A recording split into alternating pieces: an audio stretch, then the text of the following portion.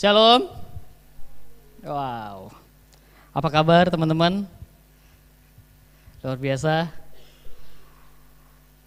Aku berharap kita semua diberkati Tuhan pada seminggu ke belakang ini. Dan kita semua masih diberikan kesehatan. Dan sampai detik ini kita masih hidup, kita masih ada di tempat ini. Itu semua karena berkat kemurahan Tuhan. Berkat anugerah yang sudah Tuhan berikan dalam hidup kita. Kita harus manfaatkan berkat ini untuk mempermuliakan nama Tuhan dan membesarkan nama Tuhan. Oke teman-teman, untuk tema renungan kita pada sore hari ini yaitu out of control or under control. Jadi dalam hidup ini kita dihadapkan banyak pilihan teman-teman. Kita dihadapkan banyak pilihan, apakah kita mau dikendalikan sama kasih Tuhan, sama Tuhan itu sendiri, atau semau kita, semau enak-enaknya kita aja hidup gitu, hidup tinggal hidup aja gitu kan. Makan, tidur, bangun, tidur, makan, bangun gitu. Atau kita mau dikendalikan sama Tuhan, sesuai dengan apa yang Koko sempat waktu itu Koko share, Tuhan adalah sutradara kita dan kita adalah aktornya. Apakah kita mau di skenario ini sama Tuhan, mau hidup sejalur dan searah enggak sama Tuhan? Sebelum Koko mempersiapkan ini teman-teman, Senin kemarin Koko tuh terus sekali kayak dihadapkan banyak pilihan yang sangat-sangat krusial, mungkin secara mental, itu krusial banget, tetapi secara finansial itu sangat-sangatlah untung banget. Dari hari Senin terus tiba-tiba ngerenungin tentang ini, kalau misalkan aku ambil kayak gimana, kalau misalkan aku nggak ambil, aku ikut apa kata Tuhan aja gimana. Sampai akhirnya Koko tuh berpikir, sebenarnya apa sih yang ngebuat hidup kita ini nggak bisa dikendalikan? Kemudian kenapa sih kita bisa under control kayak gitu? Hidup kita nih terarah sama apa maunya Tuhan. Walaupun kadang kita tuh kayak masih kita tuh masih nggak terlalu peka gitu sama apa maunya Tuhan, teman-teman. Di saat Roh Kudus ngasih, udah kamu nggak usah ke sini, tapi kita tetap aja ke sini. Itu out of control jadinya. Jadi kita tuh susah dikendaliin sama Tuhan. Padahal Tuhan tahu maksud dari kalau kita mau ke sana itu kenapa, kalau kita ke sini itu kenapa. Maka dari itu kenapa waktu itu Koko share, kenapa Tuhan itu sutradara kita kayak gitu. Karena dia tahu tujuan hidup kita seperti apa dan Tuhan tahu apa nantinya kita ke depan ini. Nah teman-teman semua, dalam hati Koko terus bertanya-tanya, kenapa ya, ada apa ya kayak gitu. Kenapa Tuhan mau kasih pesan ini gitu. Sebelum Koko share ke kalian, Koko tuh mendapat berkat tersendiri dari renungan ini teman-teman. Dan Koko ngerasa oke, ada maksud Tuhan dari apa yang udah Koko rasain selama seminggu ke belakang ini. Nah, sebelum kita masuk lebih dalam teman-teman, nggak afdol dong kalau kita nggak baca Alkitab ya. Kita baca di 1 Timotius 6 ayat yang ke-6. Mungkin bisa tolong dibantu. 1 Timotius 6 ayat 6 sampai 10 kita baca secara bergantian ya teman-teman.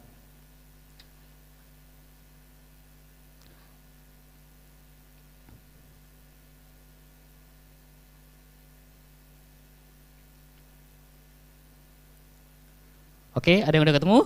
Kita bangkit berdiri, sama-sama semuanya kita mau, biar nggak ngantuk, kita baca sama-sama.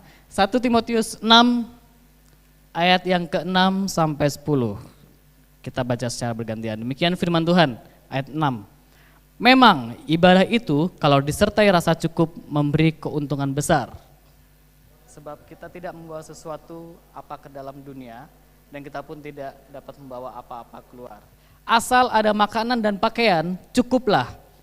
Tetapi mereka yang ingin kaya terjatuh ke dalam pencobaan, ke dalam jerat, dan ke dalam berbagai-bagai nafsu yang hampa dan yang mencelakakan, yang menenggelamkan manusia ke dalam keruntuhan dan kebinasaan. Karena akar segala kejahatan ialah cinta uang, sebab oleh memburu uanglah beberapa orang telah menyimpang dari iman dan menyiksa dirinya dengan berbagai-bagai duka. Terima kasih teman-teman, silakan duduk kembali. Nah, teman-teman semua, kalau di Timotius ini dikatakan karena akar segala kejahatan ialah cinta uang. Sebab oleh memburu uanglah beberapa orang telah menyimpang dari iman dan menyiksa dirinya dengan berbagai-bagai duka. Uang ini emang segala-galanya ya kalau dalam hidup ini ya. Kalau nggak ada uang tuh kayak nggak ada kuasa kayak gitu kan. Tapi ada pesan di balik ini semua teman-teman. Karena kalau kita benar-benar fokus sama uang, entah itu dalam pekerjaan, entah itu dalam hal apapun yang kita miliki saat-saat ini, pasti kita ngerasa kayak kalau nggak ada uang kayaknya nggak cukup banget deh kayak gitu. Kalau nggak ada uang kita ini nggak hidup banget deh. Kalau nggak ada uang kita ini kayak butiran debu aja deh, hampa banget kayak begitu. Ada dua tokoh Alkitab yang mencerminkan di mana satu tokoh Alkitab ini yang benar-benar cinta uang dan dia tuh benar-benar out of control dari Tuhan dan dia nggak mau diatur sama Tuhan. Kemudian tokoh berikutnya itu mencerminkan dia itu membuat dosa besar, dosa yang mungkin bagi Tuhan tuh benar-benar keji banget, jahat banget di mata Tuhan. Tetapi setelah dia ditegur sama salah satu nabi, dia itu mau kembali lagi sama Tuhan, mau balik lagi arah yang benar sama Tuhan dan dia mau dikontrol lagi sama Tuhan. Oke, nggak lama yang pertama kita mau bahas tentang Yudas. Siapa yang nggak tahu tentang Yudas di sini? Yudas adalah seorang yang pengkhianat teman-teman, salah satu murid Tuhan yang berkhianat sama Tuhan. Karena alasannya ada yang tahu kenapa Yudas berkhianat? Di sekolah minggu diceritain nih pasti nih. Ada yang tahu kenapa Yudas berkhianat sama Tuhan? Yudas berkhianat sama Tuhan karena dia menjual Tuhan Yesus. Dengan sekeping perak dia menjual Tuhan Yesus kayak istilahnya kok zaman sekarang itu cuma dihargai kurang lebih anggap aja 300.000 kayak gitu. Dia menjual Yesus seharga 300.000 dengan cuma-cuma. Udah bawa dah Yesus kayak gitu. Nah, Yudas ini merupakan sangat-sangat cinta uang, teman-teman. Si Yudas ini. Kalau ditulis dalam seluruh kitab Injil, Yudas ini merupakan seorang pengkhianat dan dia mempunyai dua sifat kepribadian. Kalau di dalam job desk-nya, Yudas ini kalau di dalam murid-murid Yesus, dia itu bendahara, teman-teman. Dia itu bendahara. Dan dia dikenal juga sebagai pencuri uang kas. Pencuri uang kas dalam murid-murid Tuhan. Tetapi itu salah satu sifat yang jeleknya Yudas, dia pencuri uang kas. Kemudian sifat yang baik dari Yudas itu adalah dia sering berbicara tentang mengutamakan pelayanan dan kepeduliannya. Nah, ini kalau kita breakdown, dia mengutamakan pelayanan kepeduliannya terhadap orang-orang miskin. Nah, teman-teman semua, banyak dari kita mungkin secara tidak sadar kita nih sebenarnya pengkhianat juga sebenarnya. Secara tidak sadar ya. Karena kita peduli sama teman-teman kita. Kita sayang sama teman-teman kita. Kita nyanyi, aku cinta Yesus selama-lamanya. Aku cinta sesama manusia. Tetapi ada sifat pengkhianat dalam hidup kita yang mengkhianati teman-teman kita. Padahal di depan kita baik sama dia, tetapi kalau di belakang kita berkhianat, kita ngomongin dan lain sebagainya. Maka dari itu, teman-teman, Di dalam kepedulian itu, dalam sifat Yudas itu merupakan sebuah topeng, teman-teman. Topeng yang menunjukkan, wah gue baik banget nih.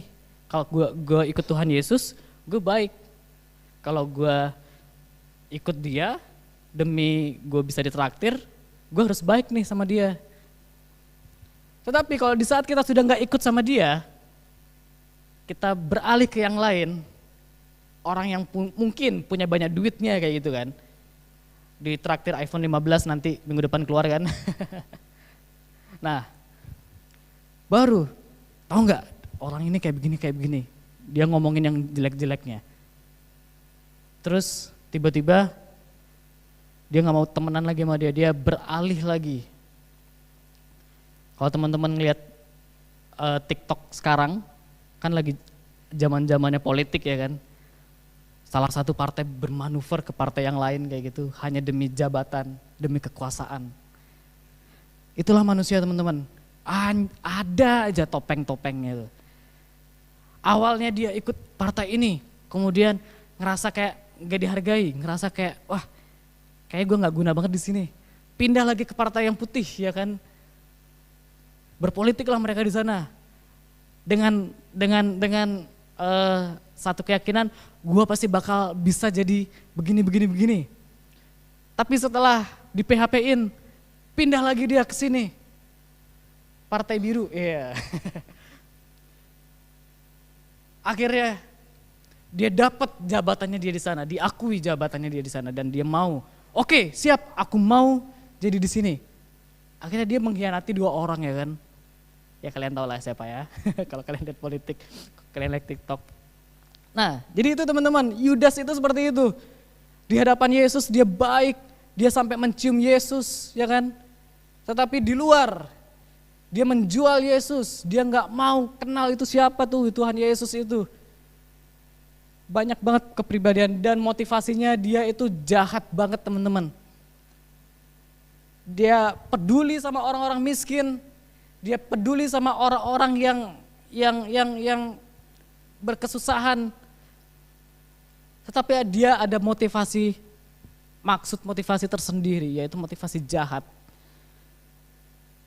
Karena dia mau mengambil, karena demi uang, demi kekuasaan, demi jabatan, dia lakuin itu semua.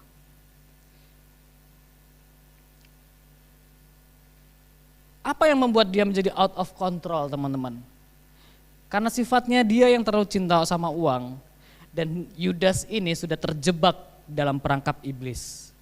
Di saat dia diarahkan kembali dan sudah diperingatkan sama Tuhan Yesus pada saat itu. Tapi apa yang Yudas lakukan? Yudas memilih untuk tetap dikuasai sama iblis.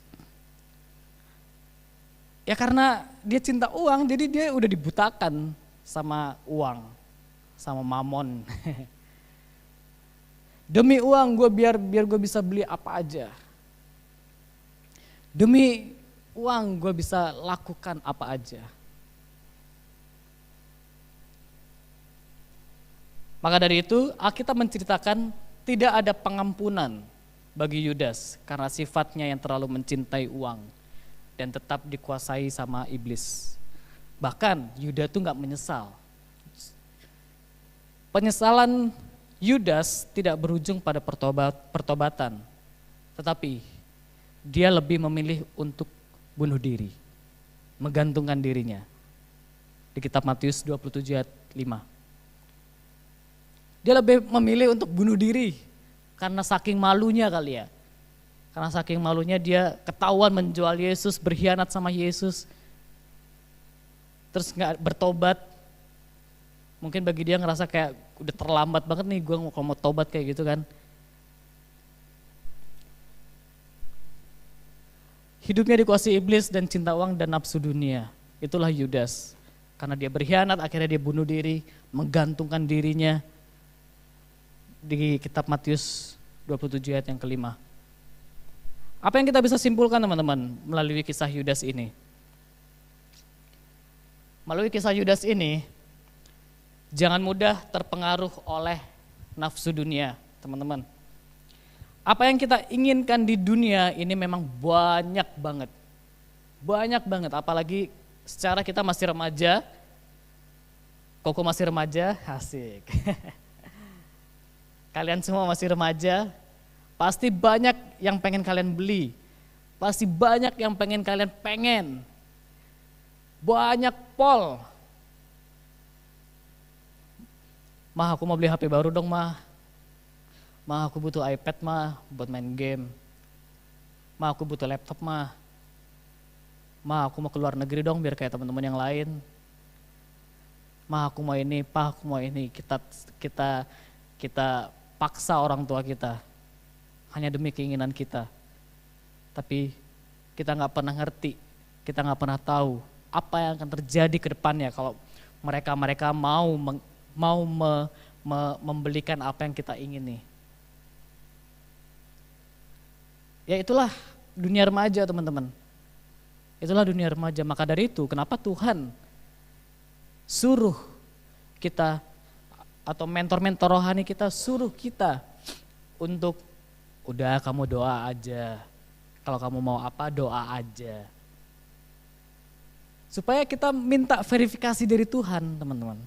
Kita minta verifikasi dari Tuhan apakah yang kita ingini ini terlaksana enggak tahun ini atau detik ini atau bulan depan atau mungkin kapan. Tuhan aku mau ini Tuhan. Tuhan aku mau itu. Kalau memang Tuhan izinkan, pasti Tuhan kasih. Pasti Tuhan kasih, nggak mungkin enggak teman-teman. Tapi kalau Tuhan gak izinkan, apa kita kecewa sama Tuhan? Kalau di usia-usia kita mungkin ya pasti. Apaan sih Tuhan? Aku kan minta ini, aku kan minta itu. Kok nggak Tuhan kasih sih? Malah mereka yang Tuhan kasih duluan beli. Malah aku yang nggak ngerasain barang yang baru jadi itu kayak gitu. Akhirnya ujung-ujungnya kita nyalain Tuhan. Ujung-ujungnya kita nggak mau pelayanan. Ujung-ujungnya kita malah pergi dari gereja. Lama-lama jadi murtad. Ada banyak orang yang mengiming-imingi jiwa-jiwa baru. Kalau ikut Tuhan Yesus itu enak. Ikut Tuhan Yesus itu kita bisa makmur loh. Kita bisa damai loh. Tapi dia nggak menceritakan proses-prosesnya teman-teman. Kalau ikut Tuhan Yesus itu seperti apa? Ya yang namanya jiwa baru pasti mau dong kalau digituin. Pasti bakal mikir dong, wah kalau gue ikut Tuhan Yesus pasti hidup gue pasti gak bakal berantakan nih. Gue pasti bakal kaya raya nih. Tenang, serasa hidup ini let it flow. Pas di saat Tuhan Yesus kasih ujian, down mentalnya. Kata pendeta, ikut Tuhan Yesus itu seru. Ikut Tuhan Yesus itu ada damai. Ikut Tuhan Yesus itu enak. Tapi kok, kalau udah kayak begitu, ngeluh, udah. Bisa jadi Kristen KTP udah. Jadi nggak sepenuhnya percaya sama Tuhan Yesus teman-teman. Padahal ada maksud Tuhan, ya kan? Di dalam ujian tersebut ada maksud Tuhan tersendiri. Apakah kita benar-benar sungguh-sungguh mau ikut Tuhan atau enggak? Kita tahu sendiri murid-murid Tuhan Yesus kan sering dicobai. Sering juga diuji sama Tuhan. Apakah mereka benar-benar mau ikut aku atau enggak? Apalagi kita anak-anaknya. Dianggap anak sama Tuhan Yesus. Pasti Tuhan uji dong. Dalam pelayanan, dalam kita bersosialisasi, berkomunitas. Pasti Tuhan uji tuh. Apakah kita dewasa dalam iman? Apakah kita punya pikiran yang dewasa? Kategori dewasa bukan berarti kita umur kita dewasa. No teman-teman. Banyak orang yang salah kaprah akan hal itu. Mentang-mentang nih umur masih kecil kayak gitu kan. Dikata gak dewasa kali ya kan. Punya pikiran gak dewasa.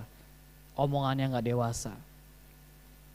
Padahal umur 15 tahun, bahkan anak kecil pun yang udah bisa ngomong, itu bisa jadi mereka lebih dewasa daripada kita-kita yang umurnya 20 tahun ke atas. Itulah sifat teman-teman, karakter. Sekarang tokoh yang kedua, tentang Daud teman-teman. Kita tahu Daud adalah anak muda yang tangguh, yang kuat. Dan dia sangat-sangat disukai sama Tuhan.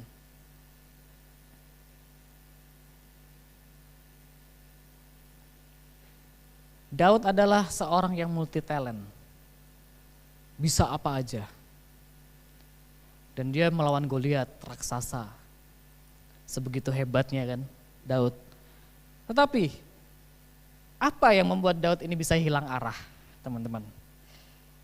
Dan bagaimana dia bisa kembali diarahin lagi sama Tuhan? Di dalam 2 Samuel 11 ayat yang kedua sampai 27, secara singkat Koko mau katakan adalah Daud mengecewakan Tuhan dengan melakukan dosa yang sangat-sangat jahat di mata Tuhan, yaitu berzinah dan membunuh. Dia berzinah sama Batsheba, istri dari seorang suami yang bernama Uria dari Het.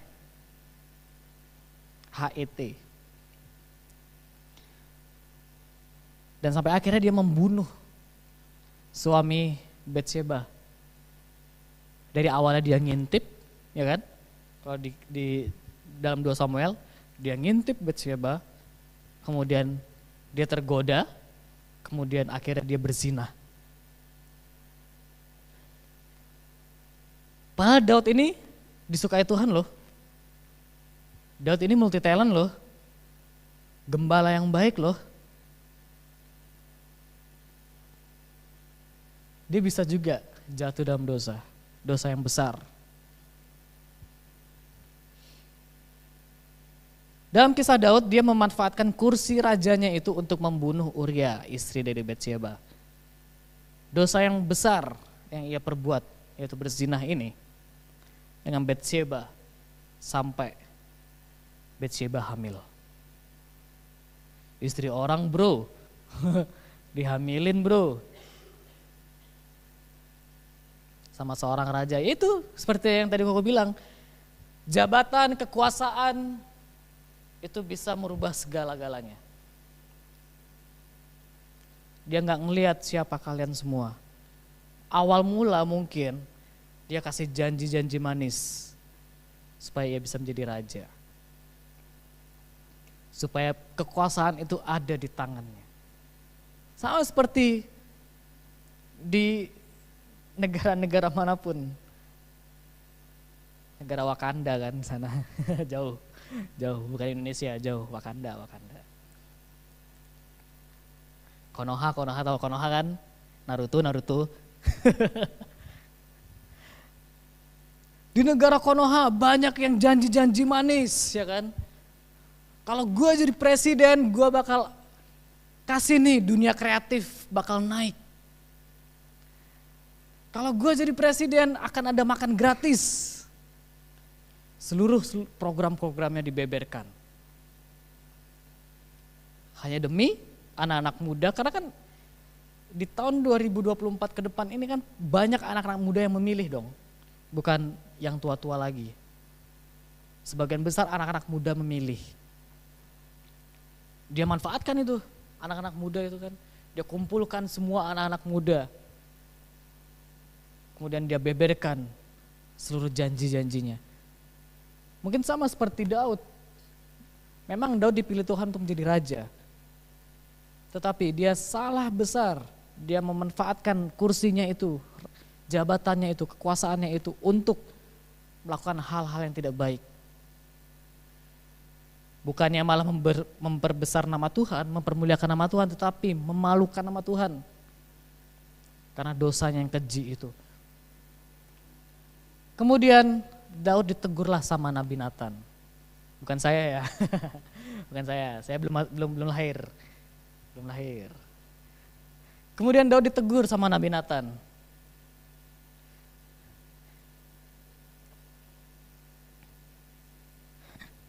Di saat dia berzinah sampai hamil, kemudian dia membunuh suami dari Batsheba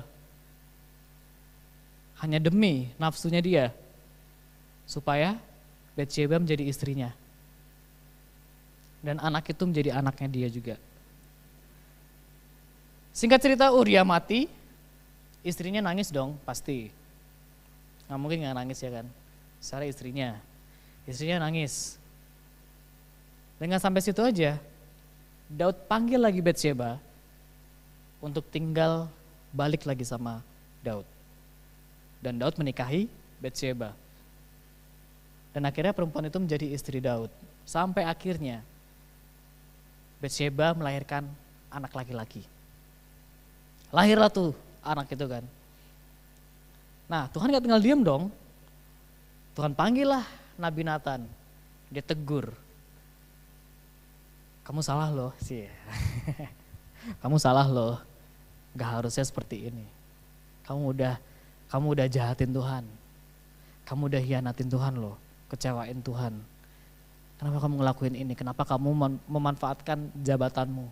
Kekuasaanmu ini hanya untuk nafsu kamu. Hanya untuk keinginan kamu.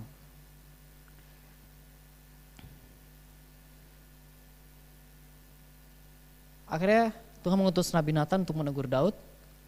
Sampai akhirnya Daud mau dikontrol lagi sama Tuhan. Dan dia bertobat. Daud mau dia bertobat. Mau dia balik lagi sama Tuhan. Setelah ditegur. Tapi tetap dong harus ada konsekuensinya. Sebab akibat itu harus tetap berjalan dong. Akibatnya apa? Tuhan membunuh anaknya. Tuhan memberikan anaknya itu mati. Karena haram bro. Haram itu bro. Hamilin istri orang. Apa yang Tuhan kasih pesan buat kita semua pada malam hari ini? Kita sebagai anak-anak remaja yang mungkin secara pikiran kita masih plain-plan. Sorry to say. Secara pikiran kita masih keinginan itu harus benar-benar dilakukan. Mau gak mau, pokoknya menghalalkan secara segala cara untuk keinginan kita bisa tercapai. Nafsu-nafsu yang kita punya secara manusia harus tercapai pokoknya. Semuanya harus tercapai pokoknya. Dari kisah ini teman-teman, kita diajarkan bahwa ada sebab akibat yang Tuhan berikan dalam apa yang kita lakukan, resiko apa yang kita lakukan. Dan Koko berharap di dalam dunia remaja kalian, masa depan kalian itu sangat-sangatlah indah teman-teman. Umur kalian itu masih panjang. Panjang banget kalau secara biografi, secara manusia ya, masih panjang banget. Anggaplah kalau secara manusia kita sampai umur 80 tahun maksimal. Rata-rata di sini 15, 16, 17, 18, 19, 20. Berarti masih 60 tahun lagi dong, ya kan? Apa yang mau kalian lakukan secara 60 tahun itu? Apakah kalian masih party, hura-hura, memanfaatkan masa muda kalian untuk menghamili anak orang? Atau pacaran tidak sehat? Cium sana, cium sini? No, teman-teman. Kita secara umat yang dipilih sama Tuhan, dengan kisah Daud ini kita harus bisa belajar. Kalau kita melakukan hal-hal yang tidak Tuhan inginkan, akan ada resiko tersendiri yang Tuhan akan berikan. Beberapa bulan-bulan kemarin Koko bilang kan, pilihan itu ada di tangan kalian. Kalau kalian mau brengsek, brengsek aja sekalian. Ya kan? Maaf nih kalau Koko bicara gitu. Tetapi kalau kalian mau benar-benar cinta Tuhanlah sekalian. Hidup ada di tangan kalian. Pilihan ada di tangan kalian.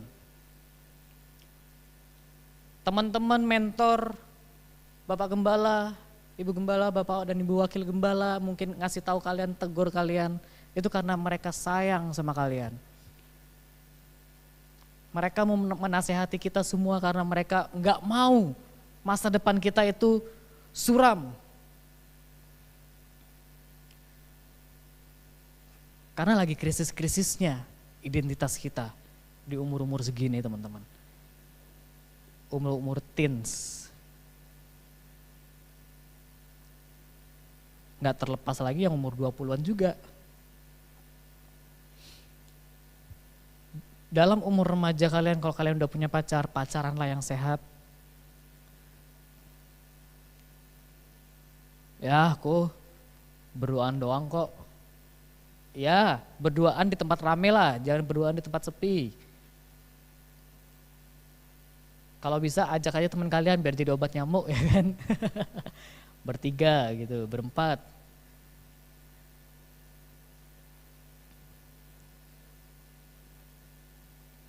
Maka dari itu teman-teman, kalau kalian mau menjadi dampak, banyak kan pasangan-pasangan yang memuliakan nama Tuhan. Artis-artis rohani kalau kita lihat yang mereka berpasangan, melalui mereka berdua, nama Tuhan dipermuliakan, menjadi dampak yang baik. Mungkin ada pasangan yang jatuh dalam dosa, tapi dia mau bertobat.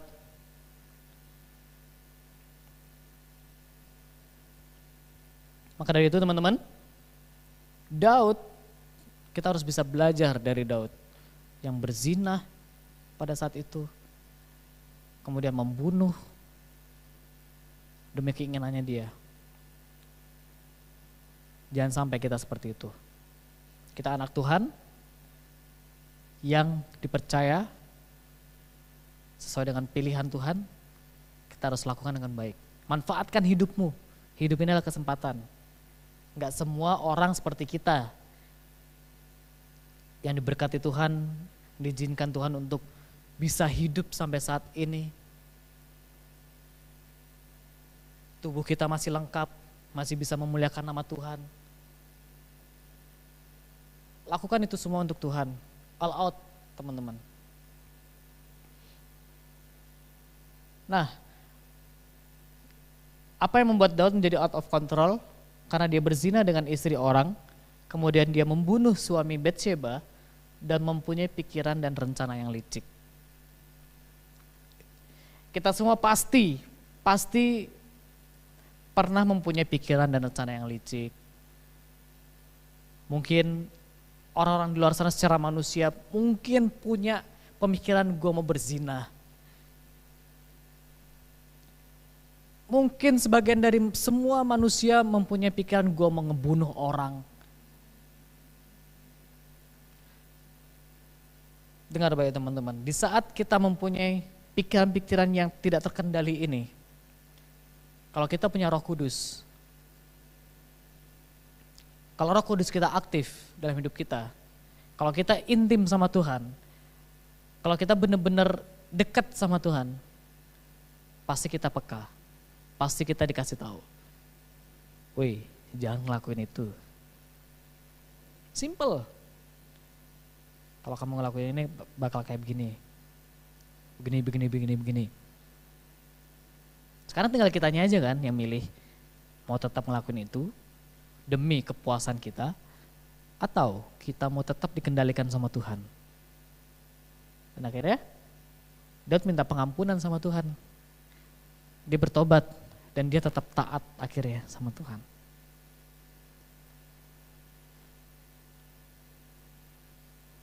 Kalau tokoh Alkitab yang under control dari Tuhan banyak, seperti Ayub yang hartanya dihabisi sama Tuhan. Tetapi Ayub masih setia. Mau semiskin apapun aku Tuhan, aku tetap berseru sama Engkau. Aku tetap bersandar sama Engkau, aku tetap terus mengandalkan Engkau, kata Ayub.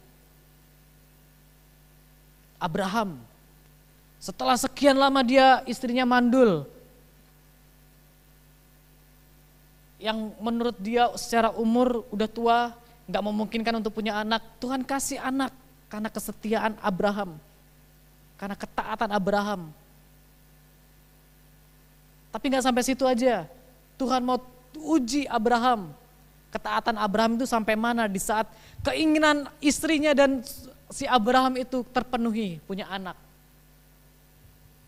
Lahirlah tuh si Ishak, akhirnya Tuhan uji. Bawa anakmu untuk menjadi korban bakaran, korban persembahan. Naiklah dia, akhirnya secara bapak gitu kan, secara orang tua gak mungkin dong. Wah gila aja Tuhan, ini anak gue yang baru pertama kali loh. Anak gue loh, yang gue pengenin.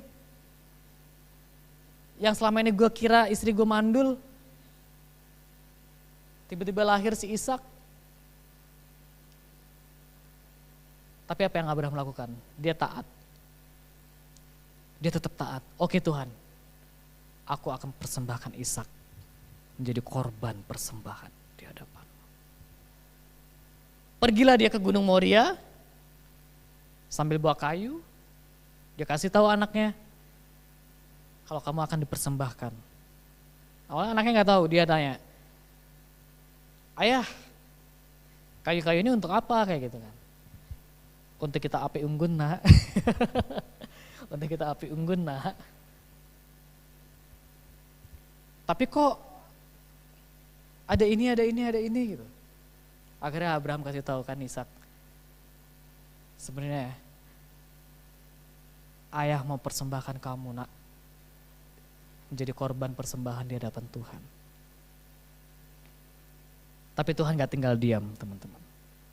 Tuhan gak tinggal diam. Tuhan tahu ketaatan Abraham seperti apa.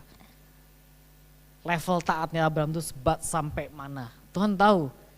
Dan akhirnya, suatu ketika akhirnya ketemulah kambing kan. Ketemu kambing domba. Yang memang seharusnya itu menjadi korban persembahan untuk Tuhan. Dan akhirnya happy ending lah itu keluarga kan. Akhirnya gak jadi Ishak yang dipersembahkan, tetapi kambing yang dia temukan itu. Di saat dia mencari barang sesuatu, dia ngelihat ada dan dia dengar ada suara embek-embek, kayak gitu. Dia bawalah kambing itu yang memang sudah Tuhan persiapkan. Akhirnya itulah yang menjadi korban bakaran, korban persembahan di hadapan Tuhan.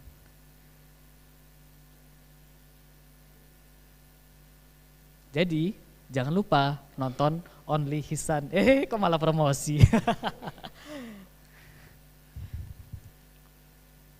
Jadi itu teman-teman, kita harus bisa belajar ya.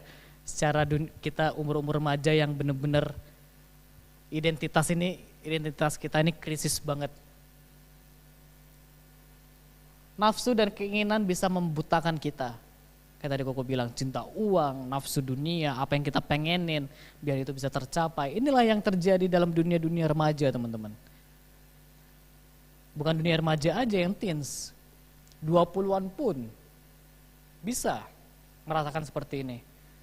Bahkan bukan 20-an, 30, 40 yang benar-benar cinta sama dunia ini, yang dia nggak tahu padahal sebenarnya semua ini adalah hanyalah sementara.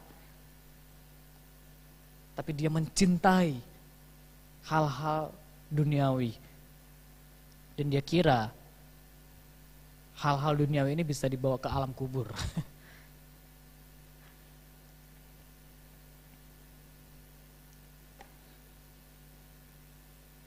Apa yang bisa kita pelajari dari dua tokoh ini teman-teman? Nafsu dan keinginan duniawi bisa membutakan kita untuk kita kehilangan arah. Yang akhirnya Roh Kudus dan malaikat yang menjaga kita pun sampai bingung kadang. Karena saking banyaknya pilihan, saking kita nggak bisa dikendaliin, Roh Kudus sama malaikat tuh bingung. Gue harus ngelakuin apa lagi ya, kayak gitu. Ini orang gimana ya, kayak gitu.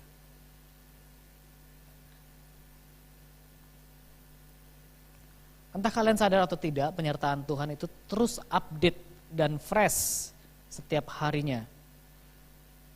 Di saat kita mulai menyimpang ke kiri dan ke kanan, Tuhan lewat Roh Kudusnya mengingatkan kita.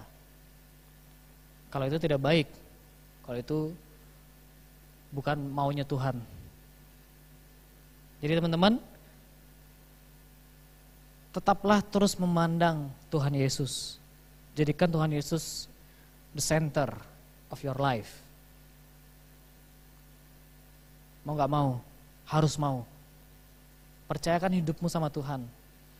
Jangan pernah memaksa keadaanmu untuk punya hal yang pengen kamu pingin. Jangan pernah memaksa orang tuamu untuk punya apa yang kamu pengen. Tetapi bersyukurlah apa yang kamu punya saat ini. Seperti di 1 Timotius tadi dibilang, pakaian dan makanan cukuplah bagiku.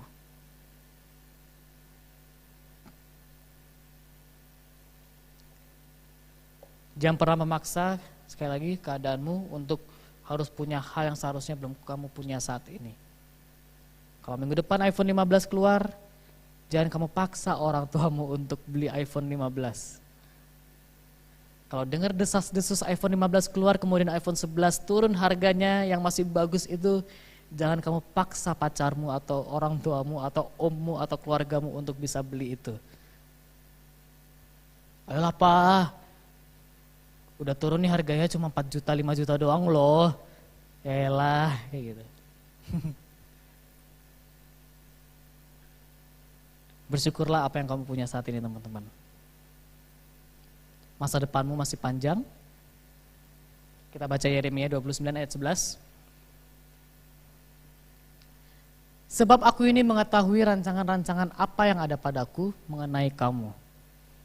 Demikianlah firman Tuhan, yaitu rancangan damai sejahtera dan bukan rancangan kecelakaan, untuk memberikan kepadamu hari depan yang penuh harapan.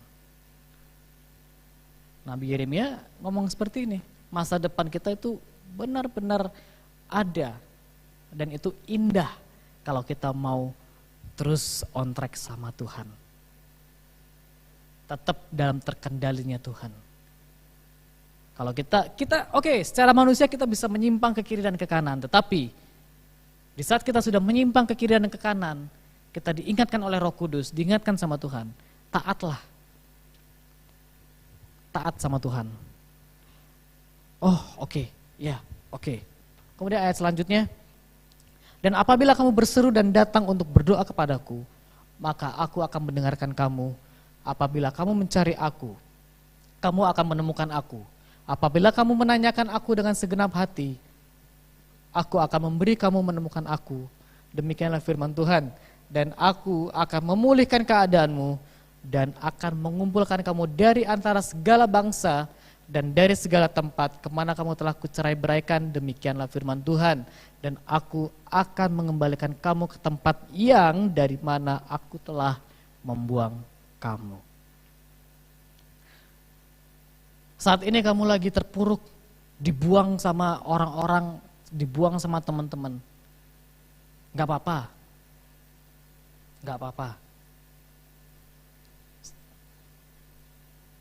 Ada saatnya nanti teman-teman kamu akan menyesal kenapa kamu dibuang pada saat itu. Sahabat terdekatmu yang kamu percaya, kamu dibuang sama mereka demi keinginan mereka itu. Gak apa-apa, gak usah khawatir kamu gak punya teman. ada kalanya nanti mereka menyesal. Ada kalanya nanti mereka ngerasa, wah tahu gitu gue ajak dia aja ya. Lihat aja. Jangan pernah kita mengutuk orang, tetapi memberkatilah orang. Memberkati bukan berarti kita kasih materi atau hal lainnya. Cukup doakan. Doakan dia. Doakan musuhmu. Doakan lawanmu. Kalau udah kita di luar kendali, wah udah hancur. Bunuh aja udah gitu kan. Lakuin apa aja udah biar dia tuh kapok. Pasti secara manusia. Yang terakhir, musik bisa kembali lagi. Cukupkanlah dirimu menjadi apa adanya, minta penyertaan Tuhan di setiap langkahmu masing-masing.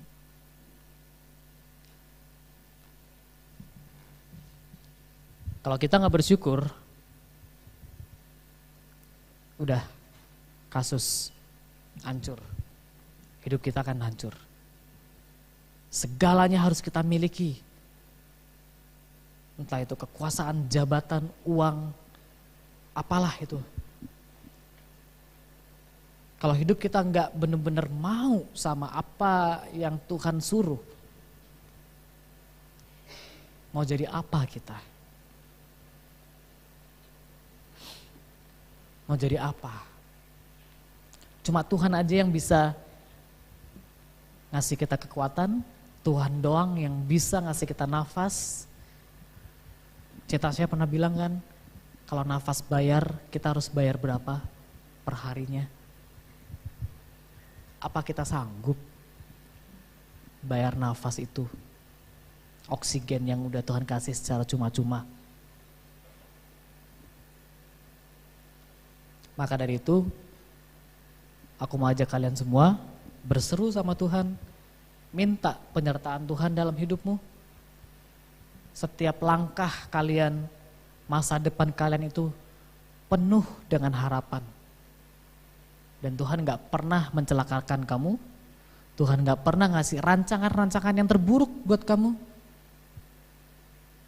Tapi Tuhan kasih masa depanmu gilang gemilang.